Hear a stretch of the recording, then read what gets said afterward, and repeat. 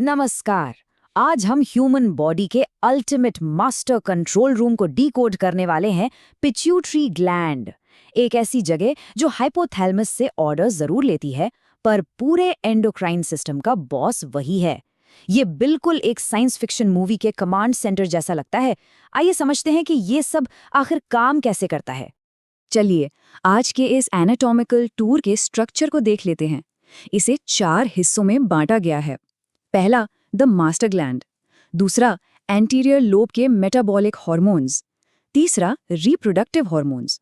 और आखिर में पोस्टीरियर लोब यानी स्टोरेज सेंटर को समझेंगे। शुरुआत करते हैं पहले हिस्से से, द मास्टर ग्लैंड। आखिर ये कंट्रोल रूम बॉडी में होता कहाँ है? ये ब्रेन के बिल्कुल बेस में यानी निचले हिस्से में छिपा होता है, एक बेहद सुरक्षित हड्डियों के ढांचे के अंदर, जिसे सला तुर्सिका कहते हैं, एकदम किसी सेफ वॉल्ट की तरह। और इसका वजन सुनकर शायद हैरानी हो, सिर्फ 0.5 ग्राम, यानी लगभग एक छोटे से मटर के दाने के बराबर। लेकिन इस छोटी सी साइज के बावजूद ये ग्लैंड हमारी बॉडी का सीईओ है, जो ह्यूमन बॉडी के लगभग हर मेजर फंक्शन को डिक्टेट करता है। इस मास्टर ग्लैंड की एक सबसे बड़ी खासियत ये है कि ये एक डक्टलेस ग्लैंड है। डक्टलेस ग्लैंड, आइए इसका मतलब समझते हैं। इसके पास अपने मैसेजेस भेजने के लिए कोई डायरेक्ट पाइपलाइंस या ट्यूब्स नहीं होते। तो फिर ये अपने केमिकल मेमोज, जिन्हें हम हार्मोन्स कहते हैं, भेजता कैसे है? सीधे ब्लड स्ट्रीम में। ब्लड के जरिए ही ये सारे जरूरी इंस्ट्रक्शंस बॉडी के अलग अलग ऑर्गन्स तक पहुंचते हैं। यहाँ एक बहुत ही मजेदार ट्विस्ट है। इस एक ही ग्लैंड के 2 अलग अलग डिपार्टमेंट्स हैं, जो बिल्कुल अलग ढंग से काम करते हैं। एक तरफ है एंटीरियर लोब या एडिनोहाइपोफाइसिस, जो अपने हार्मोन्स खुद बनाता है और रिलीज करता है। वहीं दूसरी तरफ है पोस्टीरियर लोब, जिसे न्यूरोहाइपोफाइसिस भी कहते हैं। ये कोई हार्मोन नहीं बनाता, बल्कि सिर्फ एक वेयरहाउस या गोदाम की तरह काम करता है, जो हाइपोथैलेमस के बनाए हार्मोन्स को स्टोर करता है। आइए अब दूसरे हिस्से की तरफ बढ़ते हैं, एंटीरियर लोब और उसके मेटाबॉलिक हार्मोन्स। ये वो डिपार्टमेंट है जो हाइपोथैलेमस से मिलने वाले सिग्नल्स, चाहे वो रिलीज करने के हों या रोकने के, उनके आधार पर एक्टिवली हार्मोन्स की मैन्युफैक्चरिंग करता है। इन मेटाबॉलिक मेमोज में ग्रोथ हार्मोन यानी GH, थायराइड स्टिमुलेटिंग हार्मोन यानी TSH और एड्रीनोकॉर्टिकोट्रोपिक हार्मोन यानी ACTH शामिल हैं। अगर इनका सीक्रेशन थोड़ा सा भी ऊपर नीचे हो जाए, यानी हाइपर सीक्रेशन या हाइपोसीक्रेशन हो, तो टारगेट ऑर्गन्स और पूरी बॉडी पर इसका बहुत ही बड़ा असर पड़ता है। जैसे कि ग्रोथ हार्मोन को ही लिया जा सकता है। अगर इसका थर्मोस्टैट खराब हो जाए तो फिजिकल चेंजेस बिल्कुल एक्सट्रीम हो सकते हैं। बचपन में अगर ये बहुत ज़्यादा रिलीज हो जाए तो इसे जाइजेंटिज्म कहते हैं, जिसमें शारीरिक विकास बहुत ज़्यादा हो जाता है। एडल्ट एज में अगर ये एक्सेस में हो तो इसे एक्रोमेगेली कहा जाता है। और इसके ठीक ऑपोजिट, अगर इसका लेवल बहुत कम रह जाए तो ड्वार्फिज्म यानी बौनापन देखने को मिलता है। ऐसे ही काम करता है TSH यानी थायराइड स्टिमुलेटिंग हार्मोन। इसका मेन रोल थायराइड ग्लैंड को कंट्रोल करना है। लेकिन अगर TSH का लेवल एबनॉर्मल हो जाए या बॉडी में आयोडीन की कमी हो तो थायराइड ग्लैंड खतरनाक हद तक सूज जाता है। इस एबनॉर्मल सूजन को हम गॉइटर या घेंगा रोग कहते हैं। ये पूरा का पूरा सिस्टम T3 और T4 हार्मोन्स के एक कॉम्प्लेक्स फीडबैक लूप पर चलता है। अब एड्रीनल ग्लैंड्स पर पड़ने वाले असर को देखते हैं। अगर ACTH हार्मोन का लेवल अचानक बहुत ज्यादा बढ़ जाए तो कुशिंग्स सिंड्रोम का सामना करना पड़ता है। इसमें वजन तेजी से बढ़ता है और चेहरा बिल्कुल गोल हो जाता है, जिसे मून फेस कहते हैं। और अगर ACTH बहुत कम हो जाए तो एडिसन्स डिजीज हो जाती है, जिसमें एक्सट्रीम कमजोरी और एड्रीनल इनसफिशिएंसी होती है। ये क्लियर दिखाता है कि ये इनविजिबल केमिकल्स हमारी बॉडी को कैसे शेप करते हैं।